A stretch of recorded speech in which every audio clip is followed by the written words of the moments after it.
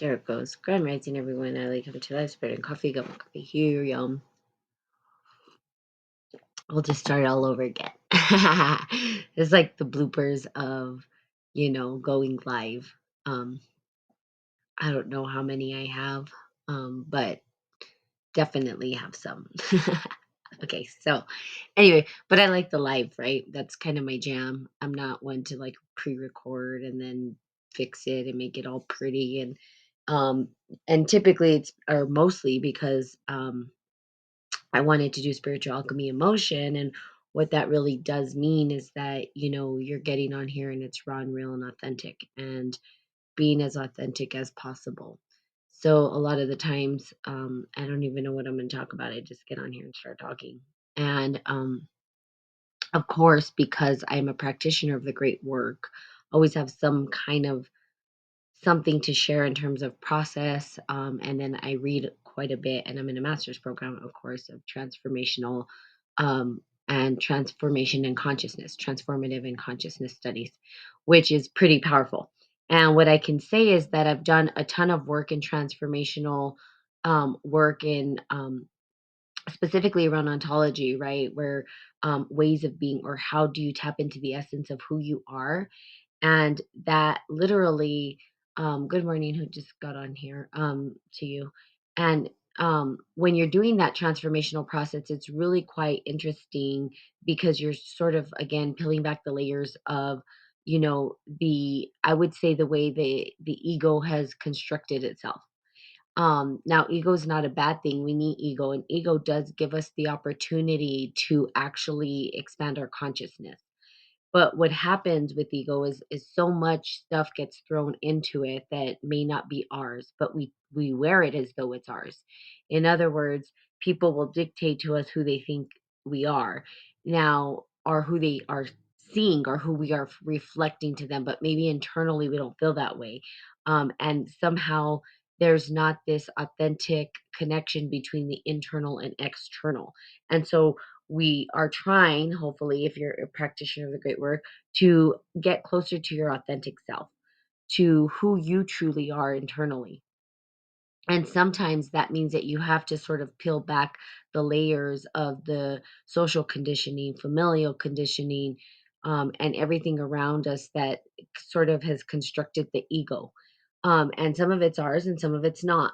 Some of it is stuff that we just said, okay, we're going to go with it because society says that this is the right thing to do. This is how things should be. So we start to peel that back. Now, when you start to do that and you go through these transformational processes, it can really wreak havoc on your life. It's not easy, it's not fun. And oftentimes people think that a spiritual enlightenment's about this beautiful thing. I think we're starting to hear more and more about how it is actually a warrior's path because you are slaying through some very, very uncomfortable things as you go through the process. What you find though is your treasure. And, alchemy is part of that. It's kind of clearing out all of the stuff or transforming all of the stuff into these great gems of beauty within, and really tapping into that authentic you that's magnificent and beautiful and a jewel and a gem and is ready to co-create with all existence. So the creativity comes out. Now, the transformative studies that I'm doing has taken it to a whole other level. Hey, GP man, how are you? Um, has taken it to an entirely different level. In other words, you think that you're done, but you're never really there. Now, in consciousness studies, they're sort of looking at like through development of consciousness, like, well, how does consciousness develop over time? They've given it these levels. I personally don't believe in levels. I believe in expansion and contraction. And I think that within certain pieces of our life, right, we can look at different domains of our life and say there are certain domains of our life that we are more evolved in and expanded in, and others that we're more contracted in. And I and then some of those as we expand start to seep into the other domains of our life. And for instance, or to understand what I'm saying is that We have, maybe finances, career, maybe family, friends, recreation, education, relationships. So we're looking at maybe some of these domains, and we're saying in the domain of career, perhaps I'm very, very mature in that particular arena.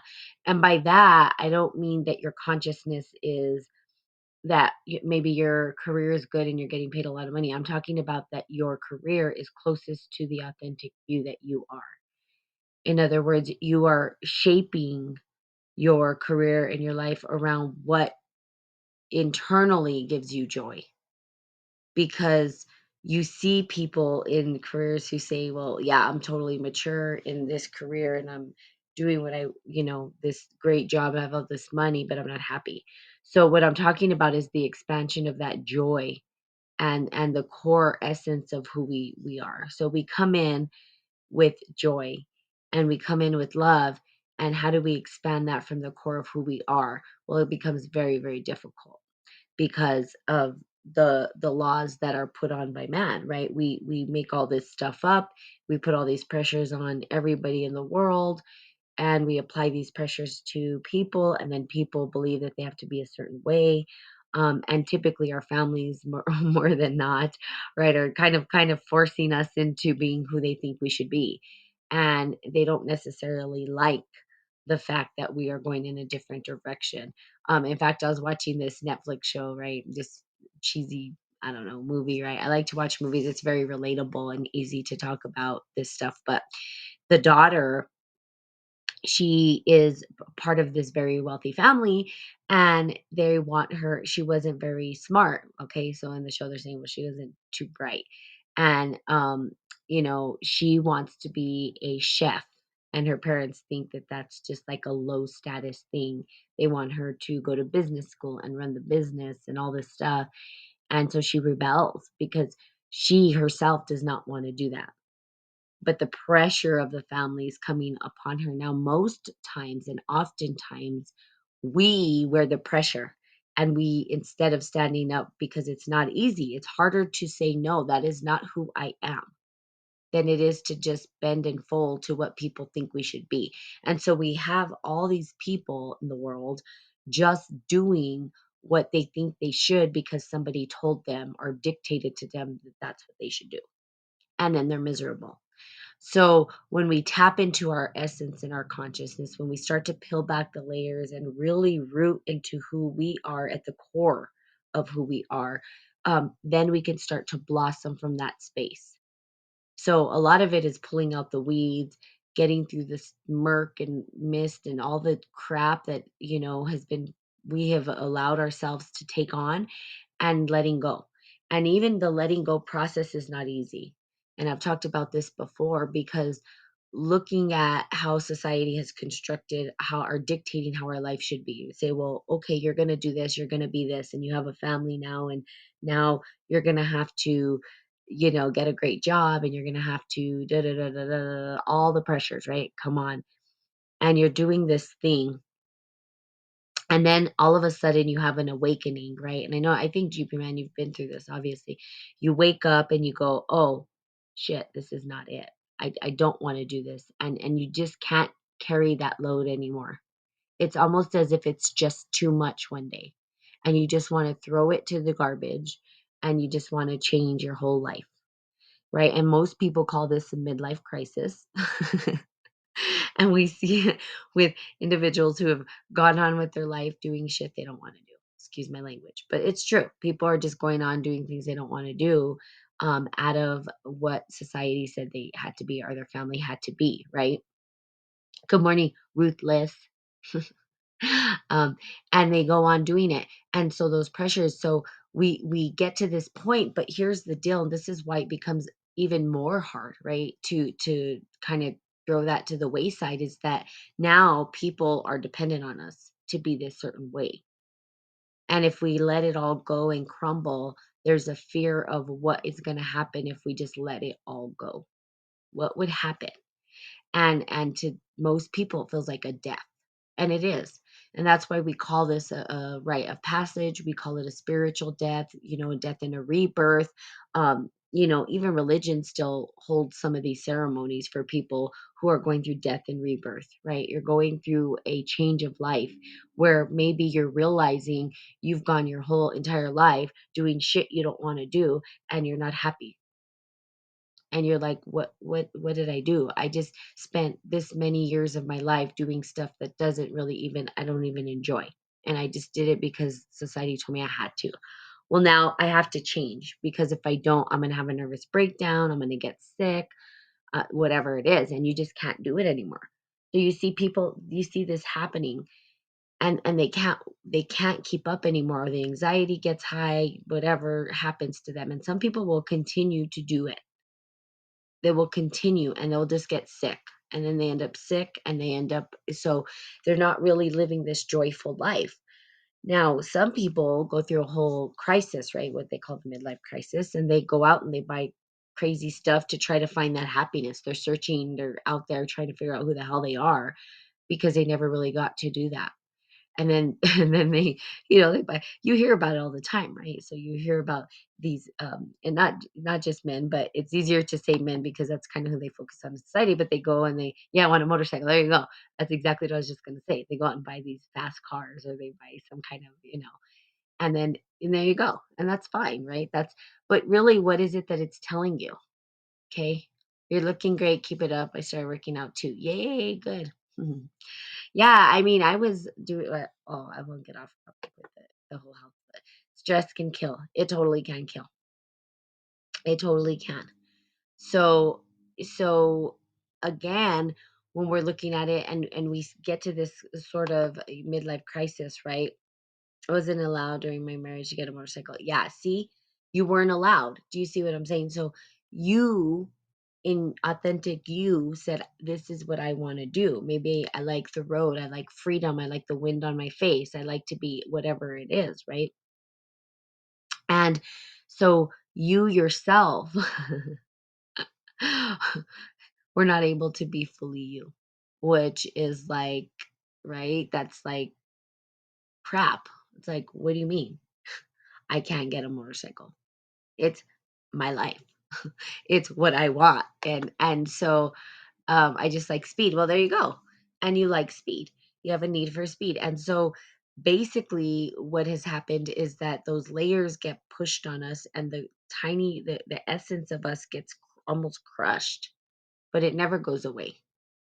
It'll always be there.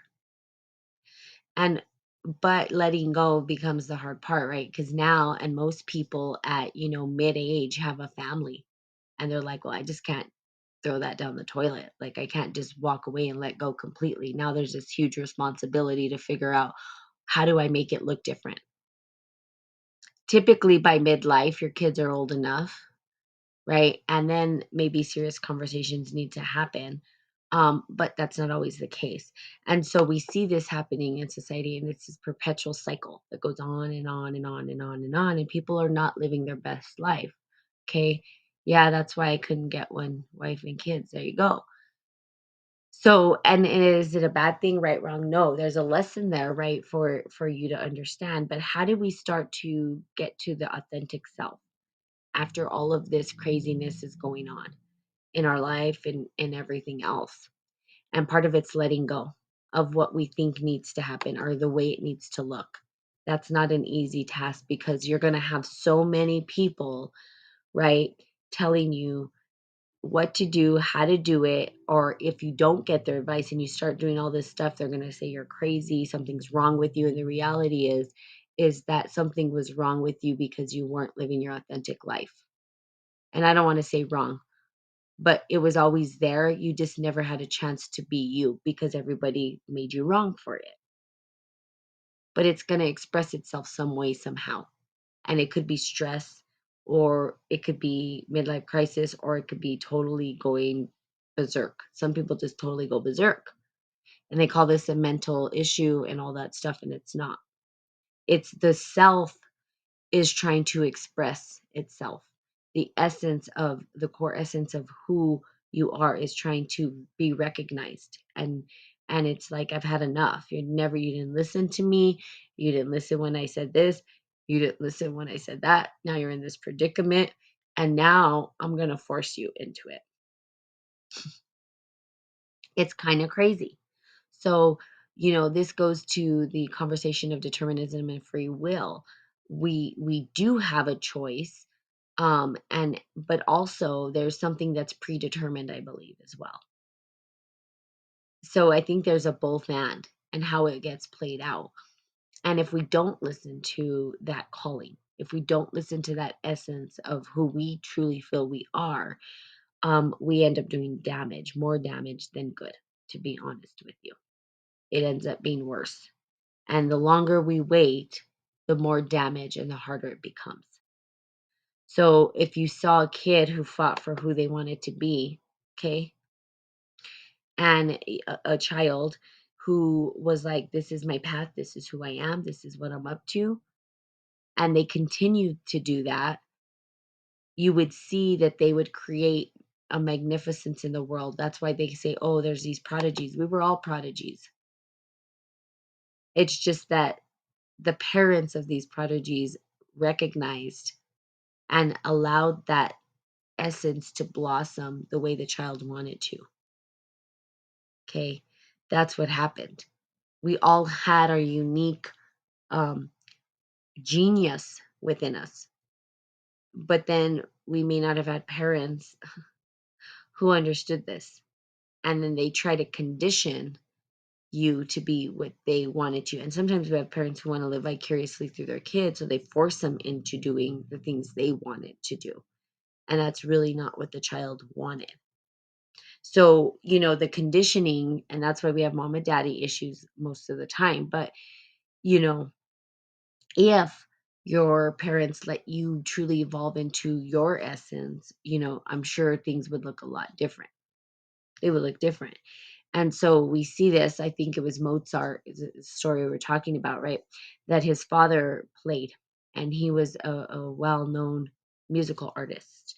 And apparently, Mozart or Beethoven, I can't remember which one it was. Anyway, was sleeping in the other room. I think it was Beethoven, actually.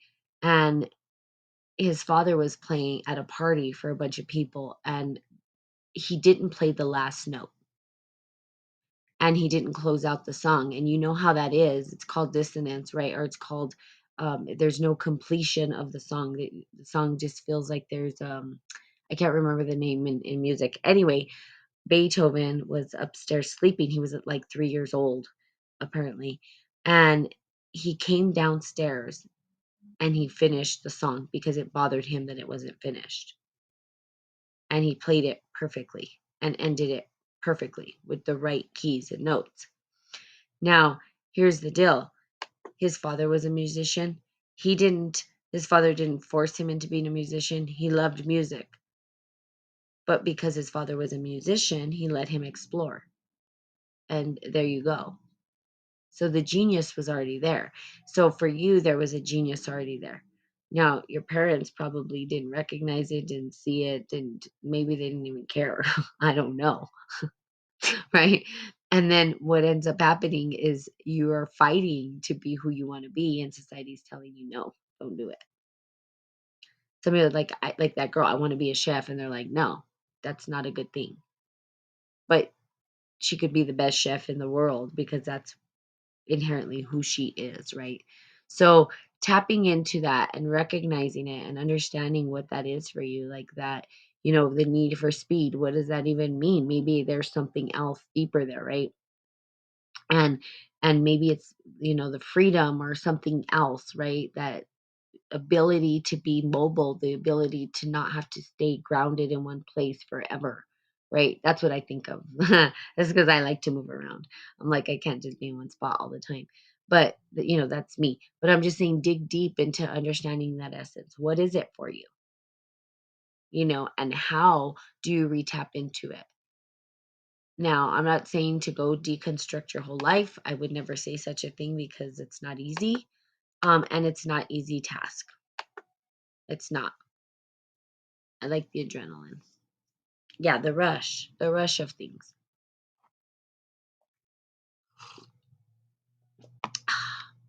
Coffee. So tapping into that, understanding that, knowing how to maneuver through that, giving yourself permission to really tap into who your essence is, what your essence is, and then start to drive yourself in that direction.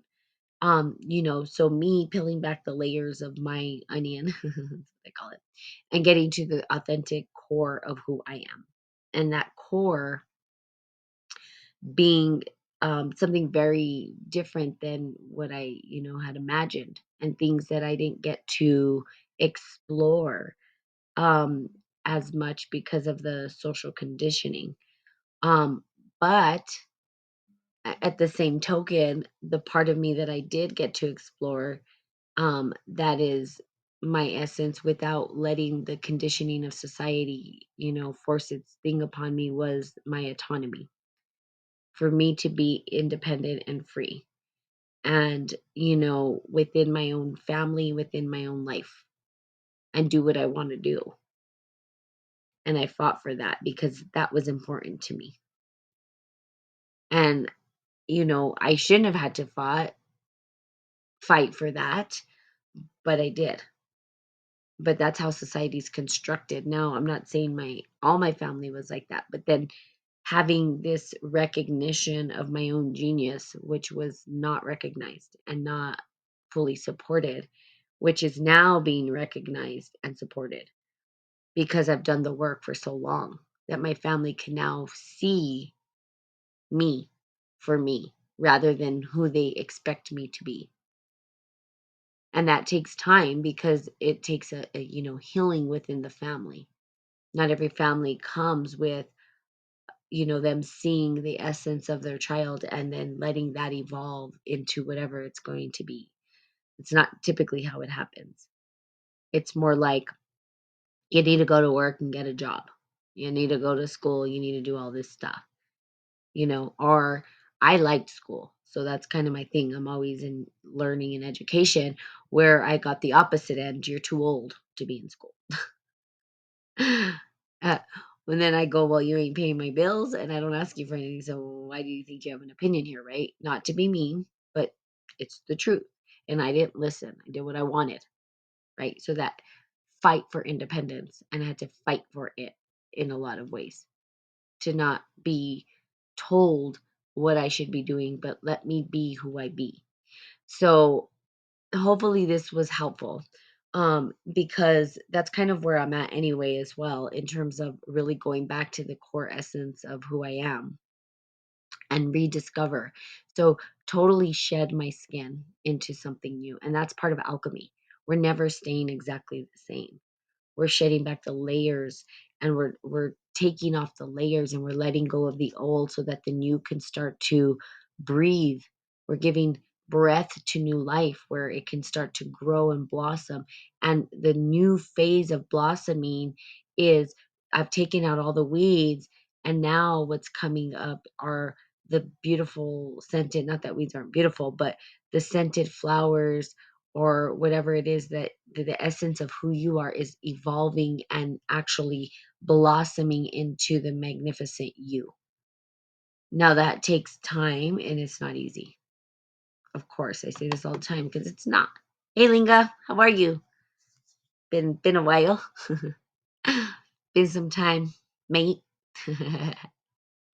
I just thought I would talk in your language, okay? Mate. How's Australia? How are things going out there? Still crazy as ever. Um, so let's see. I understand. I understand. Yes.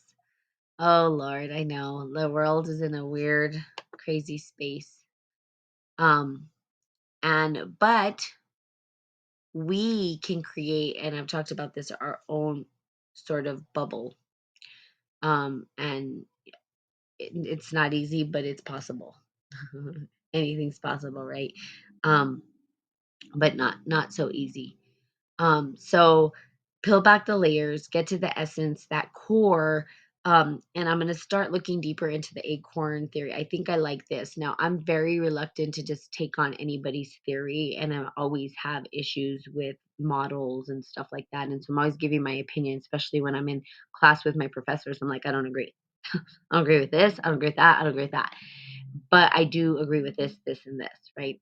So I'm kind of the one who stirs the pot. And a lot of the reason why these theoretical frameworks don't necessarily work for me is because they're from the perspective of, as you guys know, a white man, or in America, because and not only that, but it's from a scientific perspective, and right now science doesn't have the answers, and so we're finally getting to a place where the mystical and the magical mystical piece can start to come back in. The imagination can start to come back in to kind of talk about these things, because we need it. We need both, science, and we need the mystical magical. So reconstructing that, but we've taken it out, we've sucked it out, and so when I look at a lot of these models, I'm like, it's not a model that I would use. um but I would say that there are pieces of the model that might work, and so the acorn theory is something that I really want to look into, because what I like about it is that it starts at the base and the core of who we are, that we are the seed. Now I've created um a chart and models of the seed, and how the seed is already there within us. We came from a seed, right? And that seed of potential of who we are has already been there since the beginning, and that we evolve from that seed into who we get to be. But we can't always blossom, because again, weeds are put into our garden, and so we're unable to blossom, right? Hello, John. Um, so looking at the acorn theory, and I think I will be doing that, and then reporting out, because I'm also on a sort of an idea of preach what you practice, which is alchemy in motion, not just practice what you preach, which I don't even think that phrase should exist, because to be honest with you, um rather than conceptualize it, why don't you experience it? And I think we'd have a lot more wise society if people did that. If they preached what they practiced, if they actually went out and experienced the world and then reported out, rather than looking at the world, observing it and reporting out, but not really experiencing it. So preaching what you practice, I think, has more merit, and it gives us the opportunity to embody and to experience the world, and then bring wisdom back from the experience. Totally different way of thinking about that. So I was thinking about doing a workshop called Preach What You Practice. I'm always wanting to do these workshops. I'm like, I don't know if anyone would show up, but I want to do them because I think it's valuable. So go out there and practice. Okay. Practice, practice, practice. Kung Fu is mastery through time and effort, which is practice. That means it doesn't matter what you're doing, just practice and you'll get better at it. And you start to hone in on your skills. So, whatever it is you're practicing, go out and practice. You can also find my course is ready to go, setting goals and achieving them. You can find it at spiritandbrew@gmail.com on my website. There's a link. You just click on it and you can get to the actual course. And I'm going to be doing some discount codes for individuals that are they get on the podcast regularly, if you're interested in that. Um, but starting to build on that, because that's just the basic foundation of how you can start to construct your life the way that you want to. Um, okay, so there you have it. I love you guys. Have a fantastical day. And I will see you. Well, I'll be on vacation for a while. I need a vacation. I know I took a time off from here, which I needed, but I'm actually gonna go away and take a vacation, not just off here. So maybe not next week. Maybe I will get on during my vacation, just because I love being with you guys, and maybe I won't. I don't know. Let's see. Okay, so there you go. Have a great day. And of course, I will be seeing you soon. Bye bye.